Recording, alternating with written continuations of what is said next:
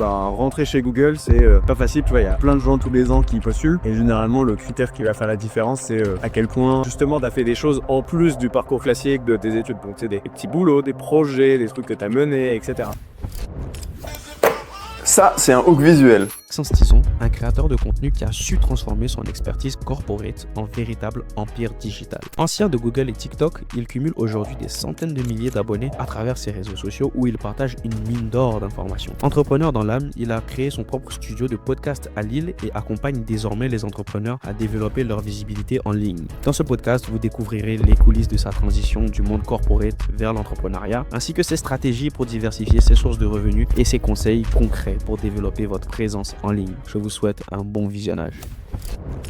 On est en fin 2021, je quitte mon job chez TikTok pour me lancer dans l'entrepreneuriat. J'avais vraiment cette envie de me lancer là-dedans. Et le premier projet, c'était, je vais lancer dans le milieu de la creator economy. Donc en gros, c'est l'écosystème des gens qui créent du contenu, donc aussi bien les influenceurs, les agences, les boîtes qui sont là-dedans. Et je m'étais dit, quoi de mieux pour comprendre les créateurs que de moi-même le devenir. Et donc c'est un peu avec cette démarche que j'ai commencé à faire. Et ça a commencé en postant les vidéos, principalement sur TikTok à l'époque. Et ça, donc c'était un compte sur TikTok que j'avais lancé avec un pote à l'époque. On est passé de 0 à 100 000 abonnés en 9 mois. Peur du regard des autres, je pense que c'est le truc qui limite le plus les gens. C'est fort, hein. Ouais, c'est assez fort. Parce que de dire, je vais montrer ma tête sur Insta, TikTok ou LinkedIn, peu importe. Qu'est-ce qu'on va dire au boulot, qu'est-ce que vont dire mes parents, ma famille, de ma gueule, c'est sûr. L'opportunité du siècle, entre guillemets, ou de la décennie, c'est de te dire aujourd'hui que tu peux te lancer de zéro avec un compte sur Instagram, TikTok, peu importe, ou même avoir 5 abonnés et tu peux faire une vidéo qui fait 5 000, 50 000, 500 000 vues. Je pense déjà, il faut bien que tu réfléchisses à pourquoi tu veux te lancer sur le réseau. Tu vas vraiment passer du temps sur pourquoi je fais ça en fait. C'est comme mon objectif. Là, je suis dans une situation A, qui est la situation dans laquelle je suis actuellement. J'aimerais bien être dans une situation B, et la création de contenu, c'est le truc qui va t'amener de la situation A à la situation B. Mais c'est quoi exactement la situation B? Où est-ce que tu veux aller? Ok, peut-être te faire des vues, avoir des abonnés. Encore une fois, c'est un moyen, c'est pas l'objectif. Toi, comment tu profites de la nouvelle opportunité de l'IA là en ce moment? Ouais. Est-ce que tu l'utilises? Oui, j'utilise, mais franchement pas tant que ça. Ah oui? Ouais. J'ai fait ta connaissance du coup, c'était sur LinkedIn. Je t'ai rajouté, tu m'as rajouté et tu m'as envoyé ce petit message. Tu me dis ouais, salut Rachid, c'est un plaisir d'avoir fait la connexion. Si t'as des questions, n'hésite pas. Franchement, j'ai trouvé que c'était très cool. Donc Bah écoute, ravi que ce petit message t'ait fait plaisir. Maintenant, si je suis 100% honnête, c'est un truc qui est automatisé sur LinkedIn. ah ouais. Bonjour à toutes et à toutes, bienvenue sur ce podcast Impacting Talk. Comme vous le savez, ici nous accueillons au quotidien des personnes aux parcours inspirants qui sont là pour partager avec nous leurs réussites, aussi leurs échecs et surtout nous faire apprendre beaucoup de choses. Et aujourd'hui, les amis, j'ai l'immense plaisir d'être en compagnie de Maxence Tison. Maxence, comment tu vas? Bah écoute, très bien. Merci Rachid pour l'invitation. Merci pour la belle présentation. Je suis honoré de savoir que tu catégorises dans les personnes inspirantes. Ça fait plaisir. Je vais essayer d'être à la hauteur de la description. Attends, avec savoir, plaisir partagé, Maxence. Petit rituel pour les nouveaux. Est-ce que tu veux bien te présenter pour ceux qui ne te connaissent pas? Oui, bien sûr, avec plaisir. Donc je m'appelle Maxence Tison, comme tu l'as dit. Je suis un entrepreneur. C'est, je dirais, la manière dont je me présenterai. Entrepreneur dans la création de contenu. Je suis moi-même créateur de contenu sur les réseaux sociaux. Peut-être des gens qui m'ont déjà vu sur Instagram, LinkedIn, YouTube, qui sont les plateformes sur lesquelles je publie assez régulièrement. J'ai aussi un studio d'enregistrement de podcasts, la Ali. Euh, et, euh, et voilà, et j'accompagne mon activité principale au-delà du studio, c'est l'accompagnement de personnes justement qui veulent utiliser les réseaux sociaux pour développer leur business, acquérir des clients, se faire connaître, etc. Donc ça, c'est pour la partie vraiment purement business. Et sinon, à côté de ça, je suis un mec de 30 ans qui vit sa vie à Lille. J'ai récemment déménagé pas très loin d'ici. Je suis marié cet été, comme je te disais. Et voilà, j'aime bien inclure aussi un peu de perso dans la présentation. Il y en a de pas être ça puisse. C'est pas robotisé, c'est plus humain, toi. Exactement. Ok, bah c'était une très belle présentation, bien étoffée. Et maintenant, toi, tu as toujours voulu être créateur ou c'est un truc qui est venu au bout d'un moment? Alors, je n'ai pas du tout toujours voulu être créateur. On en parlait juste avant, j'ai commencé vraiment à créer du contenu, il y a de ça 3 ans, bientôt 3 ans, c'était, tout début 2022, donc ouais, ça va, fait 3 ans, et avant ça, non seulement j'avais jamais rien posté en tant que créateur, mais même en tant que consommateur, j'étais le gars qui postait rien sur Insta, qui mettait jamais de story et cetera. Donc non, pas du tout, et c'est d'ailleurs, un de mes «regrets» entre guillemets avec le recul et avec ce que je vis aujourd'hui. Mon seul regret, c'est de me dire: «Attends, j'aurais dû commencer plus tôt». Ouais. Mais donc non, j'étais pas spécialement, prédestiné à faire ça. Ouais. Et donc, tu as eu le parcours classique, tu as bossé en entreprise et j'ai pu voir sur ton LinkedIn que tu as eu à bosser chez Google et TikTok, enfin, qui sont de grosses entreprises. Qu'as-tu appris de ton parcours dans ces grosses boîtes-là? Hem, ouais, bonne question. Je pense qu'effectivement ces expériences, elles ont été hyper, importantes pour moi, hyper formatrices et bah, j'en serais pas là aujourd'hui sans ces expériences. Enfin, bon, c'est le cas de chacune des expériences, tu vois? Parce que tout amène à l'étape d'après. Hem, pour remettre du contexte, donc moi j'ai travaillé pendant 3 ans, chez Google. Ça a été mon premier job, en sortie d'école et mon boulot, c'était en gros de bosser avec, des entreprises françaises pour les aider à, faire de la bonne publicité, sur Google, hein. Google Ads? Ouais, Google Ads, exactement. Et donc, qu'est-ce que ça m'a appris? Tellement de choses. Bon, déjà, comment fonctionne, Google Ads, enfin, énormément de culture sur, de manière générale, le marketing digital en ligne. Si je résume, voilà, comment se servir d'internet pour, développer une entreprise via le prisme, Google, pour commencer. Donc ça, c'est vraiment compétence, purement, hard skill, on va dire. Heu et après énormément de choses sur la partie soft skills. Heu, déjà le fait d'apprendre à parler à un client, truc que je l'avais pas spécialement fait, par le passé et en plus de ça, ce qui est cool, c'est que, bah, tu as la casquette Google au sens où quand tu appelles un client et tu dis: «Bah, voilà, c'est Google, on veut vous aider pour, vos campagnes et cetera». Ben, les gens t'écoutent et ils accordent un peu de crédit parce que, bah, c'est pas tous les jours que là, tu appelles qu'on te donne la queue. Donc mmh, c'est la relation client, ça va aussi être un truc que j'ai vraiment beaucoup développé là-bas. Hem, en vrai, je pourrais parler 1 heure de tout ce que j'ai appris, pendant ces expériences parce que ça a été vraiment, vraiment incroyable. J'ai aussi pour moi, ça a été aussi, un truc marquant, ça a été, l'exposition à d'autres personnes qui ont toutes, des parcours de ouf, plein de projets, plein d'ambitions. Parce qu'en fait, ben, rentrer chez Google, c'est pas facile, tu vois? Il y a plein de gens tous les ans qui postulent et généralement le critère qui va faire la différence, c'est, à quel point, justement tu as fait des choses en plus du parcours classique de tes études. Donc, tu sais, des petits boulots, des projets, des trucs que tu as menés et cetera. Donc ce qui fait que tous les gens qui se retrouvent là-bas, ils ont eu des petites expériences en plus comme ça. Donc c'est des gens qui déjà, tu sais, se bougent le cul pour avoir des projets et donc bah, tu es entouré que de gens comme ça. Donc toi-même, toi aussi ça t'élève et ça te donne envie d'avoir une proche. Et la conséquence de ça, c'est qu'aujourd'hui, donc c'était il y a maintenant j'en suis parti il y a 4 5 ans. J'ai plein de potes. Déjà, j'ai gardé plein de très bonnes relations là-bas et plein de ces relations sont devenus aussi entrepreneurs, ont lancé des projets, lancé des boîtes, fait plein de trucs dans plein de domaines différents, qui avaient rien à voir avec ce qu'on faisait chez Google d'ailleurs. Mais tu vois, il y avait, je pense, toute cette, fibre un peu entrepreneuriale et le fait de côtoyer des gens comme ça, je pense le réseau, ça fait beaucoup et ça te donne un réseau qui est Et OK, et pour avoir bossé, dans ces boîtes, notamment TikTok, est-ce que ton passage là-bas t'a permis, on va dire, d'avoir des hacks pour, du coup, hacker l'algorithme ou paradoxalement, est-ce qu'il y a des raccourcis? Parce que c'est un truc, qui se véhicule beaucoup de nos jours. Ouais. Certaines personnes font, je sais pas si on peut qualifier ça de publicité mensongère, mais ils te disent: «Oui, moi j'ai la solution, miracle pour te faire avoir 10 000 abonnés».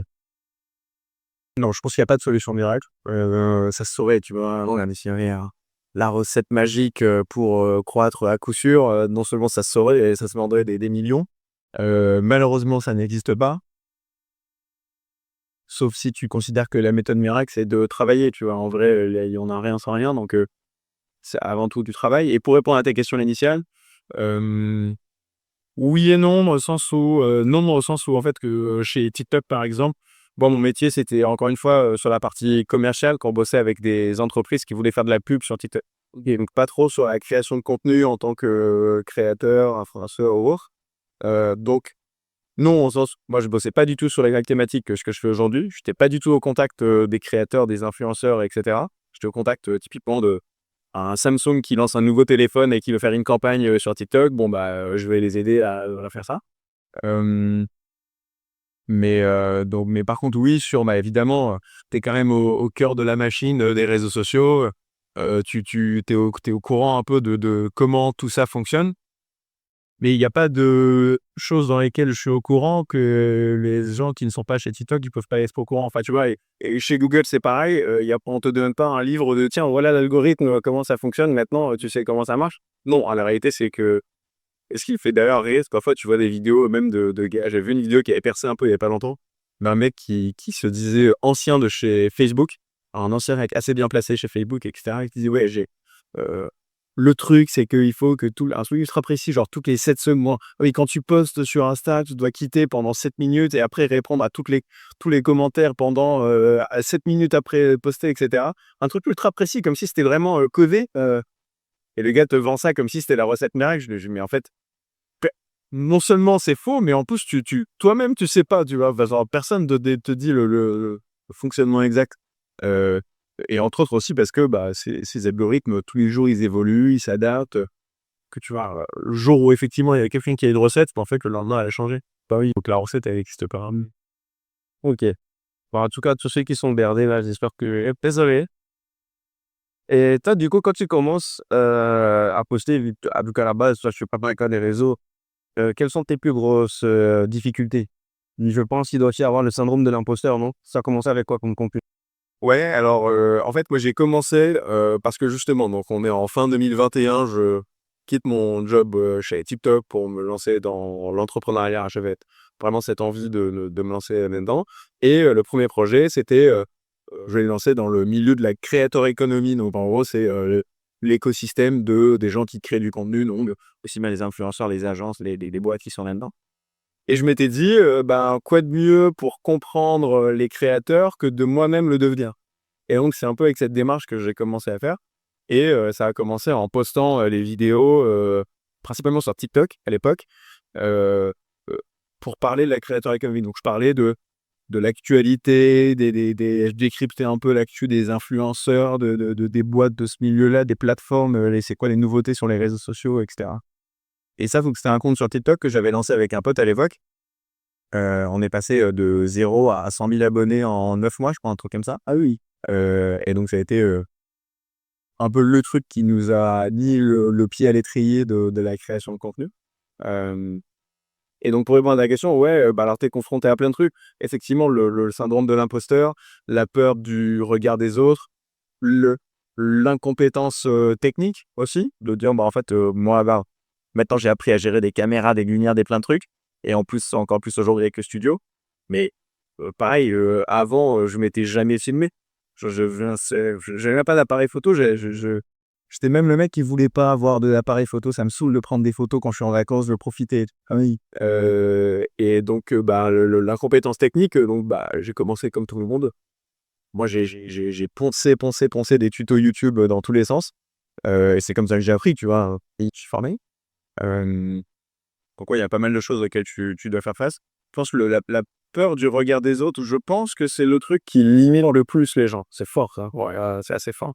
Parce que de dire, je vais montrer ma tête sur Insta, TikTok ou LinkedIn, peu importe. Qu'est-ce qu'on va dire au boulot? Qu'est-ce que vont dire mes parents, ma famille? Se de ma gueule, c'est sûr. Et puis, on pousse qui je suis pour raconter un truc. C'est pas mérité, c'est pas tout ce que tu veux. Pour toi, aujourd'hui, pourquoi est-ce que la creator economy, c'est une réelle opportunité? Euh, Encore une très bonne question sur laquelle on pourrait parler des heures et des heures. Pourquoi c'est une réelle opportunité? En fait, si tu veux, pour moi, c'est quoi déjà, c'est quoi la creator economy? C'est simplement le fait de pouvoir publier du contenu sur les réseaux. Ouais. Et qu'est-ce qui change fondamentalement? Il y a plusieurs choses qui changent fondamentalement.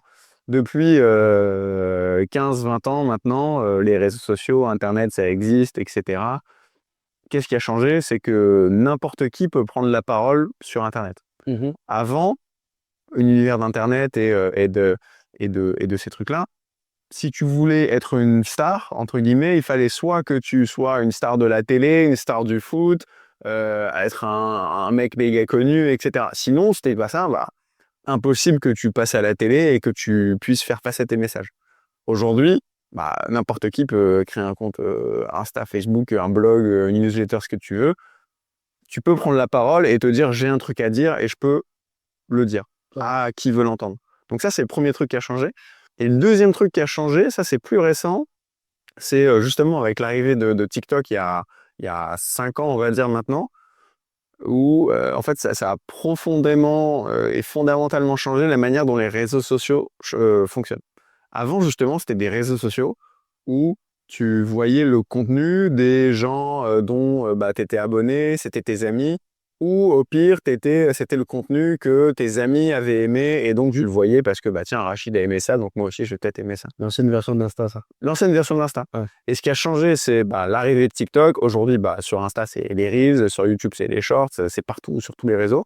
Ce qui a changé, c'est quoi? C'est que, en fait, oui, c'est le format vidéo vertical court, mais le changement profond, c'est surtout la manière dont l'algorithme fonctionne.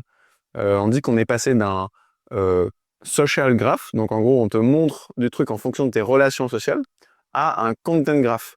En gros, on te montre du contenu parce que le contenu en soi, il est intéressant. Pas parce que tes potes l'ont liké, pas parce que toi-même t'étais abonné à cette page.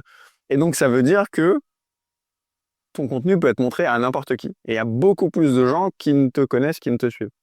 Pense à la première fois de ta vie où tu as ouvert TikTok, ou même pour les gens qui n'ont pas TikTok, la première fois de ta vie où tu as ouvert le flux des Reels sur Instagram, on t'a proposé du contenu que tu n'avais jamais vu et que tu n'avais pas demandé à voir, tu vois. Tu t'étais pas abonné à ces pages-là. Pour autant, tiens, je scrolle, je consomme ce qu'on me donne, et au fur et à mesure, l'algorithme, il est tellement puissant qu'il comprend que si tu regardes, c'est que ça t'intéresse, je vais t'en montrer d'autres. Si tu regardes pas, j'arrête de t'en montrer. Grosso modo, c'est ça.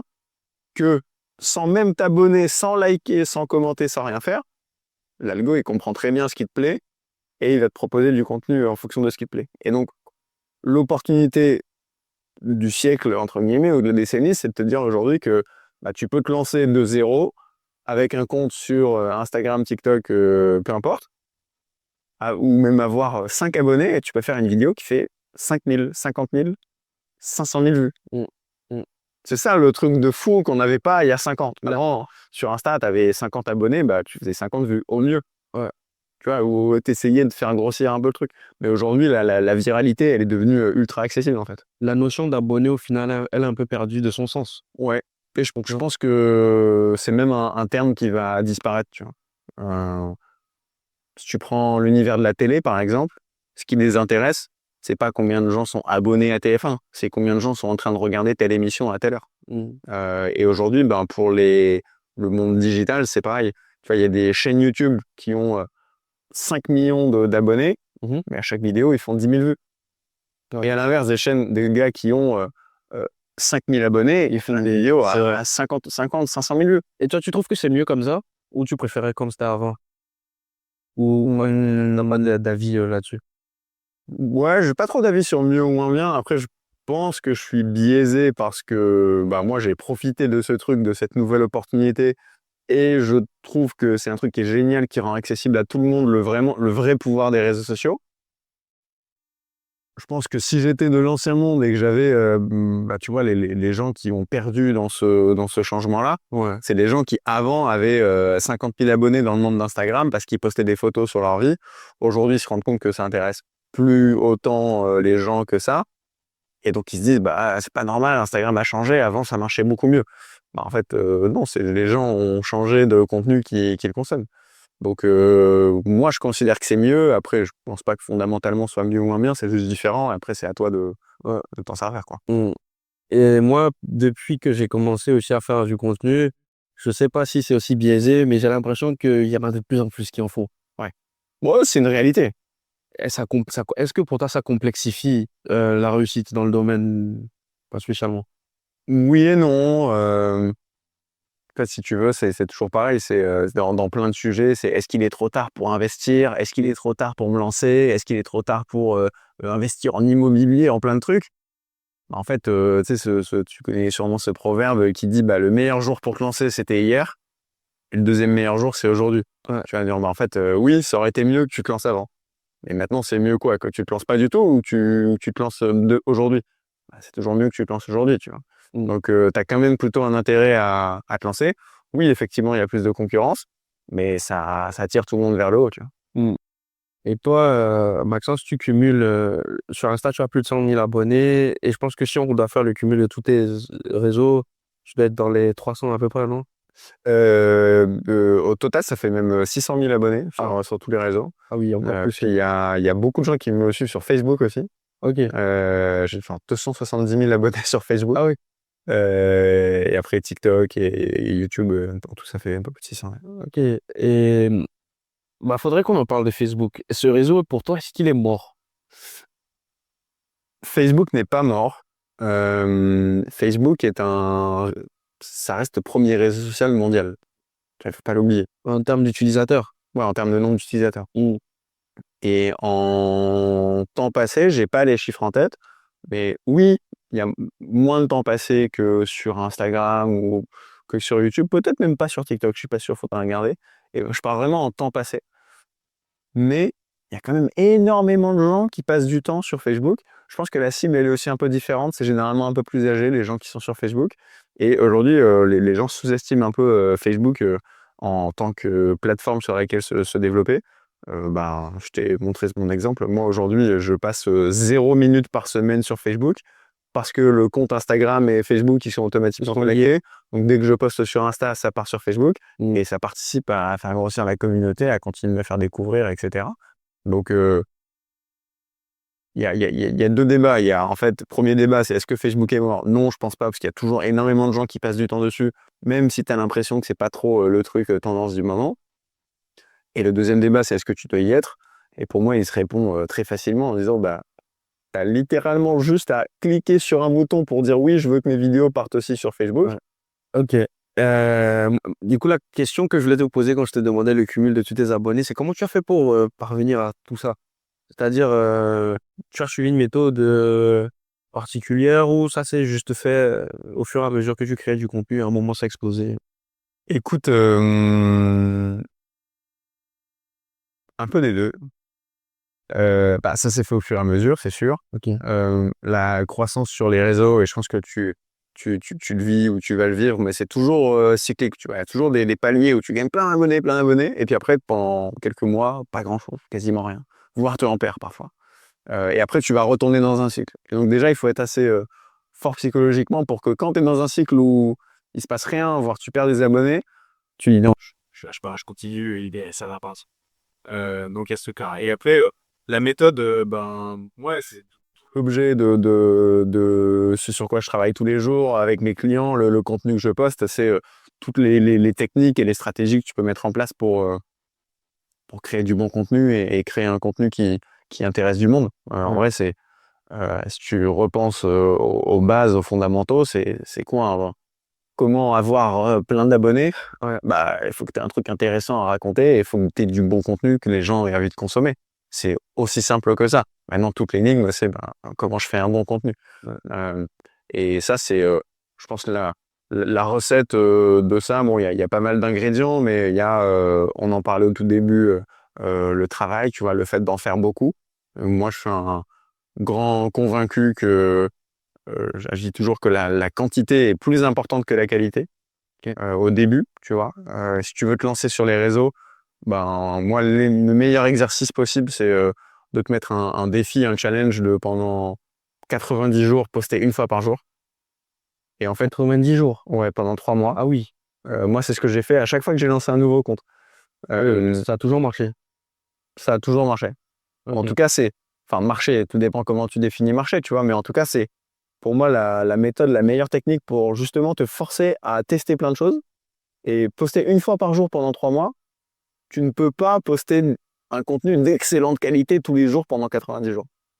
Physiquement, c'est impossible. Il y aura toujours des jours où tu es en galère. Ah putain, j'ai pas eu le temps de finir mon truc, etc. Bon, vas-y, tant pis, je dois sortir un truc aujourd'hui. C'est pas grave, c'est pas aussi bien, mais tant pis, j'ai relevé le défi et j'ai posté un truc. Et ça participe à démystifier un peu le fait de publier sur Internet. Tu sais, il y a des gens qui se disent ah, si je publie, moi, je vais passer des heures et des jours sur ma vidéo, faut qu'elle soit parfaite. Le perfectionniste. C'est perfectionnisme. Et quand tu postes tous les jours, tu peux pas être perfectionniste. Donc la quantité, elle est hyper importante. Et en fait, la qualité vient de la quantité, au sens où bah, justement, quand tu as posté une fois par jour pendant 90 jours, c'est bon, ton cerveau, il commence à comprendre des choses sur qu'est-ce qui marche pas. C'est quoi un bon contenu? Tu le vois très simplement, hein, tu as posté 90 jours, bah, c'est quoi les 10 vidéos qui ont le mieux marché? C'est quoi les 10 vidéos qui ont le moins bien marché? Bon, bah, déjà, ça te donne une idée de qu'est-ce qui intéresse les gens. Donc c'est pour ça que je pense vraiment que c'est le meilleur des challenges. Et après, un autre truc qui est hyper important à avoir en tête, qui est la conséquence de ce qu'on disait juste avant sur le profond changement sur les réseaux, qui est de dire aujourd'hui ton contenu il n'est pas montré que à tes abonnés, il peut être montré à n'importe qui. Et ça, c'est un truc qui est vraiment, vraiment, vraiment hyper important à avoir en tête, que chaque contenu que tu crées, vidéo que tu vas publier, pense-la, fais-la pour un inconnu. Fais-la pas pour les 100, 200, 2000 personnes qui te suivent. Fais-la pour les 10 millions d'autres qui seraient intéressés par ce que tu fais et qui ne te connaissent pas encore. Et de ce truc, une fois que tu as ça en tête, bah déjà, tu réfléchis différemment à comment tu commences la vidéo, comment tu vas t'adresser aux gens, etc. Et de ça découle l'ultra importance de l'accroche, du début de la vidéo, le hook, le fameux, dans le succès de ta vidéo ou pas. Parce que du coup, si tu te dis, ok, je vais parler à un inconnu, c'est pareil que tu sais, les mecs dans la rue qui viennent essayer de te faire du démarchage pour que tu fasses des dons ou je sais pas quoi. Bah, ils se disent, putain, je croise un inconnu dans la rue, il faut que je sorte un truc un peu fun, un peu rigolo pour capter ton attention. Il y en a qui sont forts. Hein. Ouais, il y en a qui sont forts. Et bah, les réseaux, c'est un peu pareil. Ouais, dis-toi, le contenu que tu veux publier, là, si demain, là maintenant, tu sors dans la rue et tu veux raconter ce que tu as à raconter à un inconnu, comment tu vas essayer de le choper et de faire en sorte qu'il s'intéresse à ce que tu as envie de lui dire. Donc, il y a plein de techniques pour réfléchir à ça. Mais une des manières, enfin, c'est toujours te dire, voilà, qu'est-ce qu'un inconnu a à y gagner à regarder ce que je fais. Comme je te dis, on est tous des égoïstes. Les gens, ils regardent pas ton contenu pour te faire plaisir. Ils regardent ton contenu pour se faire plaisir parce que tu leur apportes quelque chose. Alors ça peut être, dans certains cas, c'est du pur divertissement. Tu vois, je regarde parce que bah tu me fais barrer, c'est drôle. Je passe un bon moment en regardant ton contenu, mais donc c'est égoïste. Je regarde pas pour ton plaisir. Ou ça peut être quelque chose d'un peu plus intellectuel. Bah, je te regarde parce que tu peux apprendre un truc. Je me sens intelligent quand je regarde ce que tu me racontes. Mais c'est toujours au final bah, quelque chose d'égoïste. Les gens, ils sont tout seuls sur leur téléphone en train de te regarder et t'es pas à côté d'eux, ils vont pas regarder pour te faire plaisir.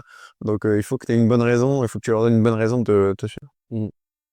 Tu cumules plus de 600 000 abonnés. Est-ce que pour toi, le nombre d'abonnés est un facteur de réussite? Non. Non, pas du tout. Non, franchement, pas du tout, parce que pour plein de raisons, mais enfin, déjà, comment tu définis la réussite? Tu vois, c'est ça la question. Si ta réussite, c'est je veux avoir le plus d'abonnés possible, bah oui, dans ce cas, c'est le facteur que tu utilises pour définir ta réussite, donc oui, c'est de la réussite. Mais avoir le plus d'abonnés possible. Ouais, parle de réussite financière. Ah, bah, donc, dans ce cas, déjà, avoir le plus d'abonnés possible, ça devrait être un objectif pour personne, je pense. Enfin, tu vois, je dis toujours que faire des vues, avoir des abonnés, c'est pas un objectif, c'est un moyen qui te permet d'atteindre tes objectifs. Et après, pour répondre à la question sur la partie financière, non plus. Pourquoi? Parce que il y a énormément en fait, tes revenus sont pas corrélés à ton nombre d'abonnés, que ce soit ton salaire ou les produits que tu vends ou peu importe. Il y a énormément de gros créateurs de contenu, des mecs sur TikTok qui ont 1 million d'abonnés et bah, ils galèrent à en vivre, tu vois. Ouais, vraiment. Ah, mais tu serais surpris. Tu as des gens qui, en fait, ont un peu pop de nulle part et ils ont fait quelques contenus viraux et ça a trop bien marché au début, ils faisaient marrer les gens. Mais en fait, ben, ils ont rien à vendre. Ils ont pas de marque qui veulent s'associer avec eux parce que leur contenu, ok, il est un peu fun, un peu rigolo, mais pas très quali. Ils sont toujours dans leur chambre chez leurs parents et réussite financière, c'est pas un truc qui les définit, tu vois. Et à l'inverse, de l'autre côté du prisme, t'as des gens qui bah, ont pas une énorme masse d'abonnés, quelques milliers, voire parfois quelques centaines, et qui ont des abonnés ultra qualifiés, qui ont un business qui est alimenté par ces abonnés-là, et qui cartonnent, tu vois, et qui sont très très bien financièrement. On me donnait l'exemple hier, d'ailleurs dans le podcast avec Naïm dont je te parlais, qui me parlait d'une nana, d'un médecin, d'une docteur aux US, Ouais. qui vendait un truc pour les docteurs, un produit à plusieurs milliers de dollars, tu vois, Étiquette. ultra étiquette. Elle avait 800 abonnés et elle a fait plus d'1 million d'euros sur l'année, tu vois, avec 800 abonnés. Donc, sachant que si tous tes abonnés, c'est des cardiologues qui gagnent 15 000 balles et à qui tu réponds à un problème, tu leur apportes une solution, ils vont tous te payer et ils ont tous envie de bosser avec toi, tu vois. Ouais. Donc, non, honnêtement, c'est pas un critère. Non seulement c'est pas un critère de réussite, et surtout c'est pas un indicateur de est-ce que t'es blindé, est-ce que tu gagnes beaucoup d'argent ou pas, tu vois. Ok, c'est très intéressant. Tu as appris des trucs, surtout sur les TikTokers, ça. Ouais, franchement, les gens, ils arrivent pas à en vivre, hein, tu vois. La création de contenu, pour beaucoup, c'est aussi un truc un peu précaire. Je mets des gros guillemets, tu vois, parce que en fait, les gens sont ultra biaisés par les gros influenceurs, les mecs à Dubaï, ou juste les Squeezie, les Thibaut InShape et tout ce que tu veux. Ça, c'est le top 0,00001%. Ouais. Mais combien il y a de mecs qui sont entre 10 et 100 000 abonnés? Énormément. Énormément.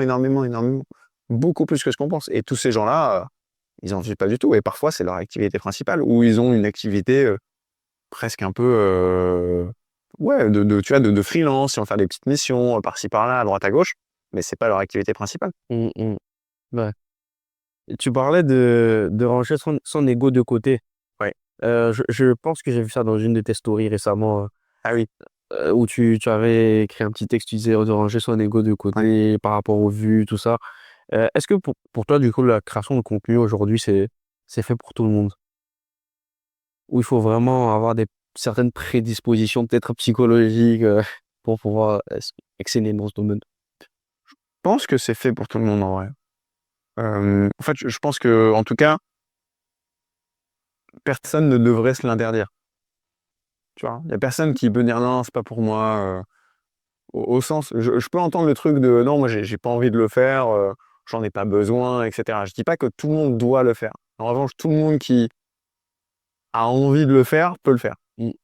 Euh, littéralement, parfois je te tombe sur des comptes qui sont tenus par des grands-mères. Enfin, tu vois, il y a pas de prédisposition technologique ou de savoir ou quoi que ce soit pour se lancer et créer du contenu.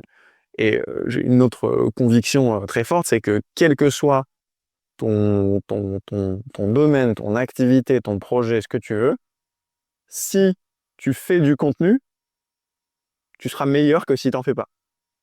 Enfin, ton business se portera mieux que si tu décides de ne pas en faire. Ouais. Parce que c'est un truc qui va alimenter ton activité, qui va te faire connaître. En plus de ça, au passage, c'est un excellent exercice presque psychologique, tu vois, de dire, du coup, ok, je me force à structurer ma pensée, à moi-même me documenter, donc devenir meilleur sur plein de sujets, etc. Moi, aujourd'hui, je fais du contenu pour apprendre aux gens à créer du contenu.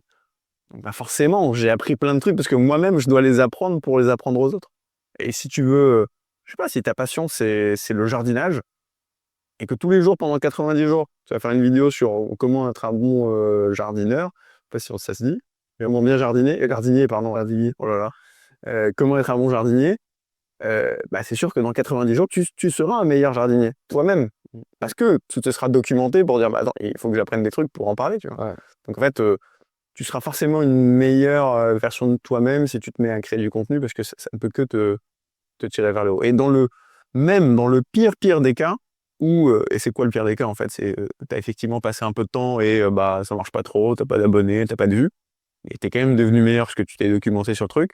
Et en plus de ça, au passage, t'as un peu appris sur l'audiovisuel, comment tourner une vidéo, monter et tout. Donc, t'as gagné des compétences en Sur plus. ton CV, ouais, c'est déjà du plus.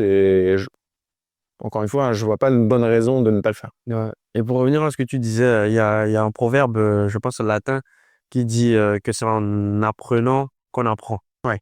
Donc, c'est totalement ça. Tu améliores tes compétences au fur et à mesure que tu apprends aux autres. Ouais, c'est ça. Et puis tu me posais la question, comment t'as fait pour avoir 600 000 abonnés? En fait, juste, j'ai fait au sens, j'ai posté des vidéos, en fait. Enfin, tu vois, c'est aussi simple que ça. Et puis le faire et refaire, des rate à faire, bah, il y a que comme ça que ça se fait, quoi. Ouais. Tu disais tout à l'heure que la quantité, pas la qualité. Ouais. Mais est-ce que ça veut dire aussi que à investir dans des gros montages, c'est de la perte d'argent ou ça quand même ça peut quand même aider?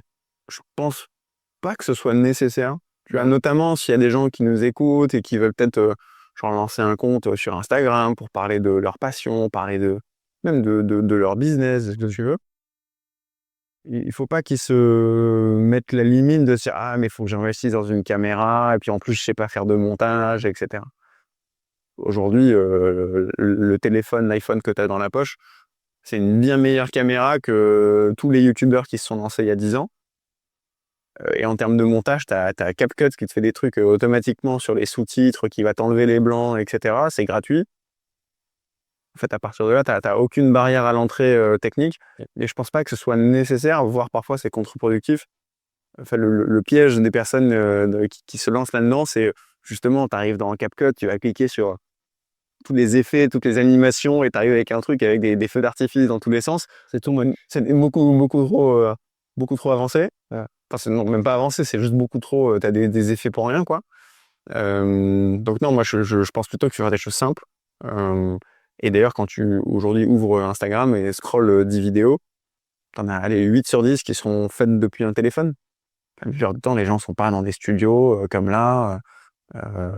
C'est des réseaux sociaux, tu vois. Les gens, partagent, des contenus de leur vie, donc c'est pas des contenus, produits, avec une production hollywoodienne, comme on a ici. Ouais. En plus d'être créateur de contenu court sur les réseaux, tu as également un compte YouTube Ouais. où tu as un podcast. Ouais. Pour toi, quel est l'intérêt aujourd'hui de faire un podcast? Je sais, moi, je suis podcasteur, mais je veux savoir, toi, quel est ton intérêt de faire un podcast? Ouais. Je vois, plusieurs intérêts.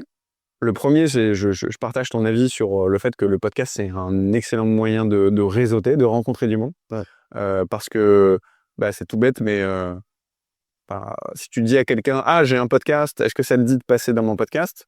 Il y a beaucoup plus de chances que la personne, heu, dise oui, plutôt que tu dis: «Ah, est-ce que ça te dit qu'on s'appelle pendant 1 heure et demie pour discuter?» Je fais: «Bah, non, tu vois, j'ai pas que ça à faire, on a tous nos vies», et probablement tu m'aurais dit: «Ah, ça te dit qu'on s'appelle 1 heure et demie pour papoter?» Je dis: «Bah, peut-être pas, tu as l'air sympa», mais tu vois, enfin, les gens ont beaucoup plus de chances de dire non. Donc la partie réseautage, elle est hyper cool, hyper intéressante. Et en plus de ça, le podcast, pour moi, c'est un format qui est bien complémentaire avec justement les formats courts. Parce que les formats courts, c'est génial pour, justement te faire connaître, faire de la visibilité. Donc, partir de 0 à avoir tes premiers abonnés, à montrer ta tête. Parfois, tu vas avoir une vidéo qui va faire, 10, 50, 100 000 vues. Ouais. Mais par contre, c'est pas un très bon format pour vraiment que les gens apprennent à te connaître, à s'achemiter, développer un lien émotionnel avec eux. Parfois, tu fais 100 000 vues sur une vidéo, mais les gens, ils t'ont vu 15 secondes, 2 jours, même pas, 2 minutes après, ils t'ont oublié, tu vois. Mhm. À l'inverse, tu as un podcast, et en fait, c'est vraiment complètement l'inverse en termes par rapport à ces 2 critères-là. Le podcast, c'est dur de le faire connaître. Je pense que tu en es conscient aussi et tu le constates. Parce que aussi les plateformes de podcast, Apple Podcast, Spotify, c'est pas des plateformes très bonnes pour la découvrabilité. C'est pour faire connaître des nouveaux podcasts. Ouais. À l'inverse d'Instagram ou un créateur qui se lance, tu peux te faire connaître. Mm. Mais par contre, le podcast, c'est ultra puissant pour, développer un lien fort avec, bah, les gens qui t'écoutent. Parce que bah, quelqu'un qui est là, qui est en train de nous écouter peut-être, qui est en bagnole, ou en train de faire du sport ou je sais pas quoi, Ouais. il va passer 3/4 d'heure, 1 heure et demie avec toi dans les oreilles. Ouais. Bah, c'est beaucoup plus puissant comme lien. Et un marqueur très fort pour moi de ça, c'est que personne me parle d'une vidéo que j'ai postée il y a un mois. Mais il y a encore des gens qui me parlent de podcasts que j'ai fait il y a 2-3 ans, tu vois. Ouais. Parce qu'ils le découvrent maintenant et ils se sont dit, ah ouais, je me souviens, j'avais écouté. Soit ils le découvrent maintenant, parce que le podcast, il a une durée de vie beaucoup plus longue qu'un format court. Ouais. Soit aussi, juste, ils l'avaient écouté il y a 2 ans et ils se disent, ah ouais, je me souviens, j'avais écouté la conversation de toi avec un tel, t'avais parlé de ça et tout.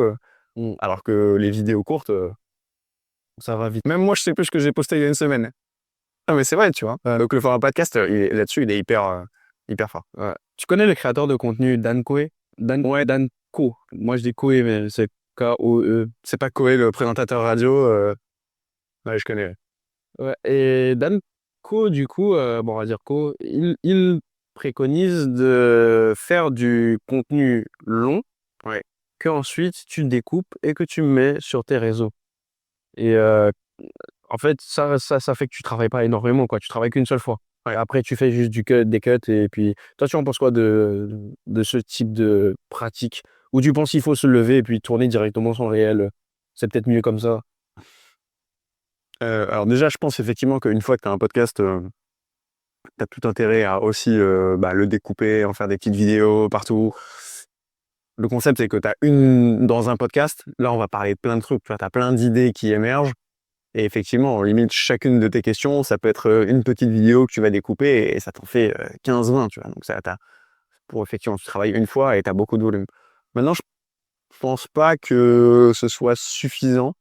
Moi, en tout cas, la stratégie que j'adopte, c'est une stratégie un peu sur les deux fronts, si tu veux. Je fais du contenu podcast que je découpe en petites vidéos que je partage sur les réseaux, Ouais. mais aussi, surtout, beaucoup de vidéos hors podcast, juste face caméra, tu vois. Ouais.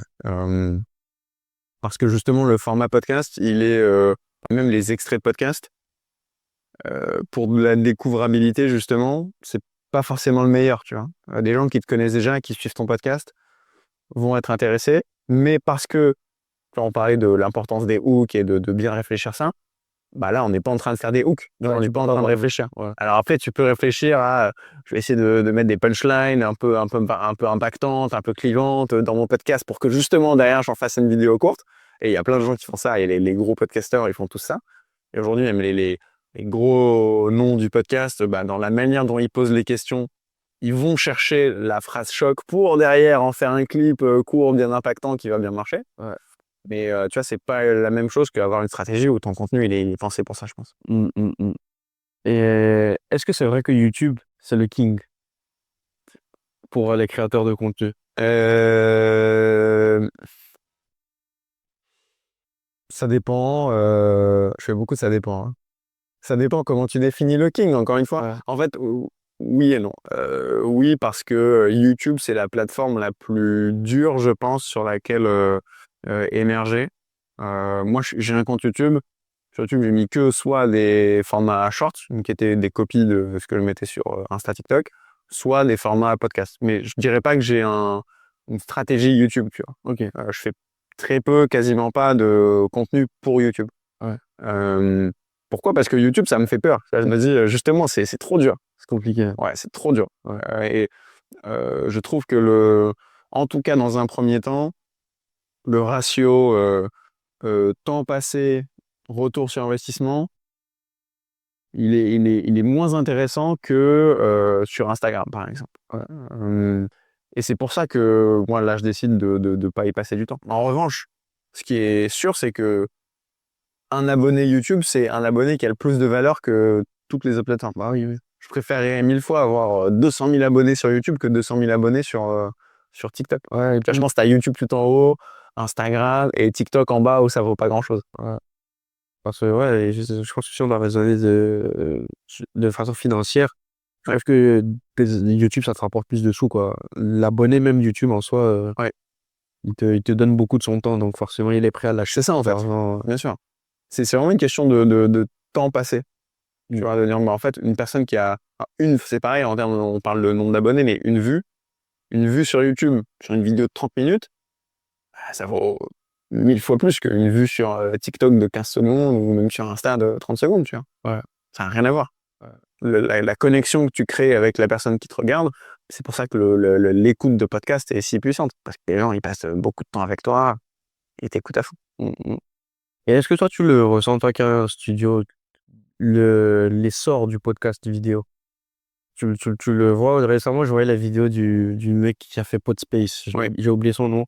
James. Ouais, et du coup, la vidéo, en fait, retraçait son succès, tu vois. Ouais. Et en fait, c'était dû à cet essor, parce qu'il y en a de plus en plus. Est-ce que toi, tu le ressens aussi Oui, bah, on est dans une plus petite ville, mais Ouais, bien sûr. Non, mais en vrai, je le ressens. C'est la stratégie qu'on vient de décrire, tu vois, de faire des vidéos longues pour du podcast et après de clipper pour aller partager ça sur les réseaux sociaux. C'est une stratégie qui existait pas il y a 3, 4, 5 ans, tu vois. C'est un truc qui est en train d'arriver très fort. Donc oui, c'est sûr que je le ressens à fond. Il y a plein de gens qui viennent au studio pour tourner des podcasts qui avant tournaient uniquement en format audio. Donc les gens sont en train d'évoluer dans leur consommation et donc aussi dans la création. Parce qu'il y a aussi de plus en plus de gens qui regardent des podcasts, des formats très longs sur YouTube. Ouais, truc qui se faisait pas avant. Ou très très peu. Ou parfois les podcasteurs mettaient leur épisode sur YouTube, mais juste avec l'audio. Tu vois, ils mettaient même pas d'image, ils mettaient même pas de vidéo. aujourd'hui, on en fait plus de vues, ça. Bah, plus compliqué, ouais. Plus compliqué, je pense. Parce que les gens aiment bien voir les gens, tu vois. Et aujourd'hui, bah, Squeezie, il a lancé son podcast sur YouTube. Je sais même pas si c'est... Je sais pas si t'as vu, il a fait des épisodes avec Jean-Freddy Gladieux. Ils ont un truc, ils sont à deux dans la chambre de Squeezie. Et ils reçoivent des invités. Et ils ont eu, comment il s'appelle, Léon Marchand, le nageur. Majeur, ouais. Dernier épisode, c'était ça. Et genre, bah, ils sont dans le studio, dans la chambre de Squeezie, et ils parlent pendant 1 heure, tu vois. Et c'est en vidéo. Ouais. Ah oui. Et c'est un format podcast, ils ont un micro, comme ça, ils racontent des trucs. C'est complètement différent des autres formats d'habitude. Et c'est filmé. Et d'ailleurs, je suis même pas sûr que ce soit dispo aussi sur les plateformes de podcast. Lui, il se dit c'est un format YouTube, tu vois. Ouais. Si, je comprends. Toi, tu penses quoi de ceux qui sont prêts à tout pour des vues? Je pense qu'ils se trompent d'objectif, tu vois. Ouais. À quoi bon faire pour des vues, tu vois. Totalement, ça apporte pas grand-chose. Ouais. Et puis en général, tu fais tout pour des vues.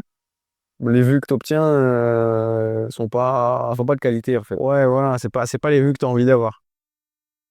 Donc moi, je pense que c'est juste un peu dommage parce que tu perds du temps, quoi. Alors tu pourrais faire un truc plus Quali, plus sérieux. ouais, faire 10 fois moins de vues, mais vraiment avoir un impact sur les gens qui regardent.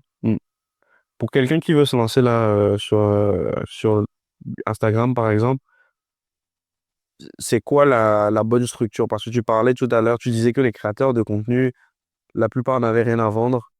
Bref, ils n'avaient pas suffisamment développé d'écosystème. Pour toi, c'est quoi le bon écosystème quand tu te lances dans la création de contenu? Qu'est-ce que tu dois avoir préparé en amont avant de venir montrer ta tête comme ça sur les réseaux? Ouais. Bah, je pense déjà il faut bien que tu réfléchisses à pourquoi tu veux te lancer sur le réseau. Tu vas vraiment passer du temps sur pourquoi je fais ça en fait. C'est quoi mon objectif? Tu vois, et où est-ce que là je suis dans une situation A, qui est la situation dans laquelle je suis actuellement. J'aimerais bien être dans une situation B, et la création de contenu, c'est le truc qui va t'amener de la situation A à la situation B. Mais c'est quoi exactement la situation B? Où est-ce que tu veux aller? C'est quoi? C'est ok, peut-être faire des vues, avoir des abonnés. Ça, encore une fois, c'est un moyen, c'est pas l'objectif. Donc, où est-ce que tu veux aller avec ça? Et là, il y a pas de bonne réponse. En soi, il y a plusieurs possibilités. Tu peux très bien dire, bah, moi, j'ai envie de vraiment être influenceur, donc c'est-à-dire faire plein de vues et gagner ma vie avec des placements de produits, de faire plein de vues sur YouTube, etc. C'est une possibilité, c'est pas mieux ou moins bien qu'un autre. Et après, il y a une autre possibilité qui est de dire, bah non, moi, j'ai envie d'avoir une activité, enfin d'avoir un business en ligne, par exemple, qui me permette, dont je peux vivre grâce aux réseaux sociaux. Si je reprends l'exemple du jardinier, tu vois, et dire, bah, moi, je suis passionné de jardinage, j'adore en faire, mais à côté, j'ai un CDI dans je sais pas quoi. Bah ok, vas-y, prends-toi, fais-toi le challenge de publier une vidéo par jour sur le jardinage sur Instagram et commence à documenter tous tes apprentissages autour de ça, ce que tu fais, tes meilleurs conseils, etc. Et peut-être qu'un jour, tu pourras faire une collab avec un produit, une marque de jardinage. Peut-être qu'un jour, il y a quelqu'un qui viendra t'envoyer un message en disant ah, je débute, moi, j'aimerais trop que tu m'aides à faire mon truc. Là, ça veut dire qu'il y a des gens qui t'as développé une expertise et une légitimité où des gens sont prêts à venir te voir en disant ah, aide-moi sur ma problématique. Donc là, ça doit te mettre la puce à l'oreille qu'il y a un truc à faire. Tu vois, il y a des gens qui ont besoin de toi. Et donc après, bah, là, tu peux monétiser ça, essayer de faire en sorte de créer un revenu grâce à tes réseaux sociaux de différentes manières. Tu peux dire, bah, ok, je vais t'accompagner, bah, vas-y, pendant 2 mois, on s'appelle toutes les semaines et je te coach sur comment tu vas avoir un jardin parfait. Ça peut être, bah, je te vends une formation, tiens, on s'appelle pas, mais juste regarde, j'ai fait des vidéos, je t'apprends vraiment tout en détail et je te vends ça. Ça peut être, tiens, regarde, je te donne le pack de petits produits que tu dois acheter et moi, je touche une commission sur ces trucs. Enfin, tu vois, il y a la création de contenu et de manière générale, le business en ligne, c'est un truc sur lequel bah, il y a plein d'opportunités que tu peux aller chercher. Tu vois. Mais donc, c'est assez infini, quoi. Ouais, c'est assez infini. Mais je pense que la manière la plus simple pour commencer, c'est la première option que je t'ai décrite. C'est OK, bah, tu veux que je t'aide à atteindre ton objectif. En gros, de dire, bah, moi, je suis passé d'une situation A à une situation B. Toi, tu es dans la situation A, bah, je sais comment on fait pour aller dans la situation B, donc je vais t'aider. Et bah là, c'est de l'accompagnement, du coaching, du consulting, de la formation, tu appelles ça comme tu veux, mais avant tout, c'est aider les gens à résoudre un problème. Ouais. Et là, on parle de l'exemple du jardinage, mais ça peut être, t'es coach sportif, t'es consultant en IA, tu fais de l'architecture, peu importe vraiment, il y a peu de domaines qui peuvent pas se prêter à cet exercice. Peu importe le truc qui te fait vibrer, bah, la situation A qui est la tienne, bah, c'est peut-être la situation B de quelqu'un d'autre, tu vois, dans laquelle il aimerait être. Ouais. Bah, toi, t'es peut-être, là, aujourd'hui, typiquement, tu as lancé un podcast vidéo, bah, le Rachid d'il y a 1 an, il aimerait bien être là où le Rachid d'aujourd'hui il est. Donc peut-être qu'il y a un autre gars qui est dans la situation du Rachid d'il y a 1 an, mais aujourd'hui, et il aimerait bien que tu l'aides à passer à la situation d'après. Mhm. Donc tu vois, c'est avec ce genre de logique que tu vas dire, bah oui, effectivement, j'ai pas besoin de bosser chez TF1 et d'être le meilleur producteur audiovisuel pour aider un mec qui était dans ma situation il y a 1 an. Mhm. Mhm. Très intéressant. Et aussi, maintenant, j'ai remarqué qu'il y a ce format de build in public. Je sais pas si tu vois ça souvent. Ouais. Des gens qui n'ont pas encore atteint l'objectif, Mm. mais qui se filment sur le chemin de l'objectif. Ouais. Et souvent, ces gens-là, bon, je pense qu'il y a aussi le fait d'avoir pris un engagement devant tout le monde, ça te Ouais. pousse directement à atteindre cet objectif. Mais une fois que tu l'as atteint, t'as une communauté de malades, quoi. Ouais. Vraiment qui est soudée et tout ça. Ouais, c'est clair. Et puis en plus de ça, ça permet de contrer justement un peu ce syndrome de l'imposteur. De dire, bah en fait, je suis pas là à dire je suis le meilleur. Je suis en train d'essayer d'être un peu meilleur. Je documente ce que je fais. Ouais. Personne te dire tu te prends pour qui? Bah non, je me prends pas pour personne. J'essaye de faire les trucs bien. Donc ça permet de dégonfler un peu ce truc. Ouais. Et je sais pas si tu connais Caroline Jurado, ça te parle ou pas? Non. C'est une fille qui est aujourd'hui on pourrait catégoriser influenceuse crypto. Enfin bref, elle bosse dans la crypto, etc. Et comment elle en est arrivée là? De base, elle vient pas du tout de ce monde-là. Et il y a maintenant, je pense que c'était pendant le Covid, donc ça va faire 4 ans, un truc comme ça. Elle a lancé un compte, c'était sur TikTok à l'époque, en disant voilà, tout le monde parle de crypto là, moi j'y connais rien, je vais me documenter sur la crypto, je vais essayer d'apprendre des trucs, Ok. et tous les jours je vais vous raconter ce que j'apprends. Ok. Donc cette démarche, c'est un peu du building public, de documenter ton apprentissage, ta montée en compétences. Aujourd'hui, évidemment, maintenant, ça a trop bien marché, elle s'est spécialisée là-dedans, et elle en sait plus que 99% de la population. Bah oui. Et son business, il tourne autour de ça. Elle accompagne des gens justement à se former à la crypto, etc. Et donc, tu vois, c'est de toujours partir dans ce truc. Et tu pourrais faire pareil pour le jardinage. Je veux dire, j'y connais absolument rien en jardinage. Venez, je me donne 90 jours pour créer mon jardin. Là, ça y est, je viens d'acheter une maison, je veux me planter des graines, faire des fleurs, je sais pas quoi. Bah allez, je vous emmène avec moi, je vais vous montrer comment je vais apprendre des trucs. Alors que j'ai pas du tout la main verte. J'aime beaucoup les jardinages. Non, j'aime bien montrer cet exemple, Ouais. mais ça peut aller, tu peux remplacer avec ce que tu veux. Ok. Ok. Et toi, comment tu profites de la nouvelle opportunité de l'IA là, en ce moment? Parce que pour les créateurs de contenu, il y a plein de boosts, des jeux qui peuvent t'aider à aller plus vite. Ouais, Est-ce que tu l'utilises? oui, j'utilise, mais franchement pas tant que ça. Ah oui? Ouais. Bah en fait, j'utilise plus sur On en parlait tout à l'heure, certains outils techniques qui vont te permettre de faire du montage plus facilement, des trucs comme ça. Mais sur la partie créative, pas tant que ça. Tu penses que ça va enlever le côté humain, déshumaniser tes vidéos? Un peu, ouais, si tu veux, ou tu vois, si typiquement, allez, j'ai demandé à ChatGPT de me faire un résumé du livre Père riche, Père pauvre, et je vais le réciter devant ma caméra et le poster sur Instagram. Ouais. Tu vois, Ouais. je me fais chier en fait. Ça m'intéresse pas d'avoir un énième gars qui me raconte ça. Ouais. Donc je pense que ouais, ça perd un peu d'humanisation et donc d'intérêt des réseaux. Sur LinkedIn, je suis sûr que tu as déjà vu, il y a de plus en plus de gens qui utilisent l'IA, ChatGPT pour écrire des posts. Mais en vrai, j'ai aussi l'impression que, en tout cas, moi perso, et je suis sûr que toi c'est pareil, on développe tous un espèce de radar à ChatGPT. Genre un truc qui est fait avec ChatGPT, c'est cramé, tu vois, tu le vois et tu dis attends, c'est bon. Là. Du coup, ça m'intéresse pas en fait. Il y en a qui sont très fortes, hein, les IA. Ouais, bien sûr, il y en a qui sont fortes, mais en vrai, moi aussi, je m'en sers, etc. Je dis pas que je fais rien avec lui, hein. Au contraire, même des posts LinkedIn, si tu apprends à bien les prompter et tout, ça peut faire des trucs vraiment pas mal. Mais Toujours bien de garder ce petit contrôle, toujours. Je pense que l'IA peut t'aider, ça peut te remplacer sur une partie du boulot, mais pas surtout. Et c'est justement le piège dans lequel tu dois pas tomber, c'est de dire bah oui, je peux être créateur de contenu, c'est bon, l'IA, elle va tout faire pour moi. Bah, non, en fait. Tu vois, ça saurait encore une fois si c'était le cas. Si tout le monde pouvait le faire, personne ne le ferait. Tout à l'heure, tu disais que les podcasts, ça permettait de faire du réseautage.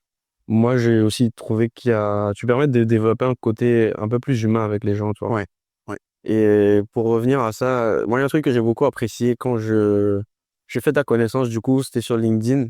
Je t'ai rajouté, tu m'as rajouté et tu m'as envoyé ce petit message. Tu me dis, ouais, salut Rachid, c'est un plaisir d'avoir fait la connexion. Si tu as des questions, n'hésite pas.